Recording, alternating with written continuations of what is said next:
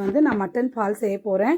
மட்டனுக்கு தேவையான பொருட்கள் வந்து வெங்காயம், தக்காளி, தேங்காய், மிளகு, புதினா, கொத்தமல்லி, லவங்கம், பட்டை, ஏலக்காய் இதெல்லாம் வச்சுருக்கேன். இது வந்து மிக்சியில் வந்து அரைச்சிக்கணும். குக்கர் வந்து அடுப்பில் வச்சுட்டு மட்டன் வந்து கழுவி வச்சுருங்க. மிக்சியில் அரைச்ச பேஸ்ட் வந்து அதையும் போட்டுருணும். 1/2 ஸ்பூன் மஞ்சத்தூள் போடுங்க. தனியாத்தூள் 1 ஸ்பூன் போடுறேன். தனி மிளகாய்த்தூள் அது 1 ஸ்பூன் போடுறேன்.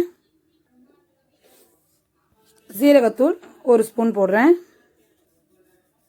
பெப்பர் அது 1 ஸ்பூன் போடுறேன். உப்பு தேவையான அளவு உப்பு போட்டுக்கோங்க.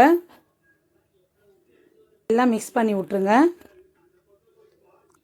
ஒரு 1/2 கிளாஸ் தண்ணி ஊற்றுறேன். கறி வந்து நல்லா வேகிறதுக்காக.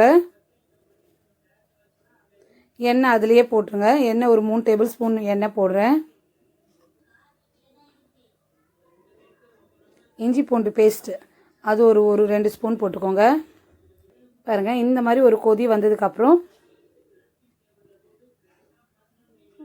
எல்லாம் மிக்ஸ் பண்ணி விட்டுட்டு குக்கர் வச்சு மூடிடலாம். குக்கர் மூடி அதுக்கு 3 விசில் வந்தால் போகிறோம்.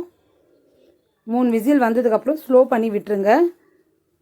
நல்லா சாஃப்ட் ஆகணும்.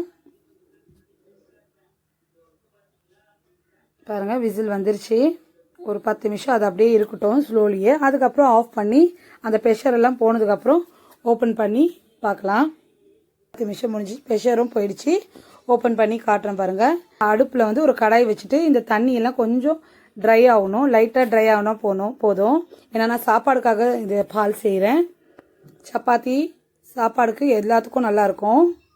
மூடி விட்டுருங்க. நல்லா ட்ரை ஆகட்டும் கொஞ்சம் நேரம்.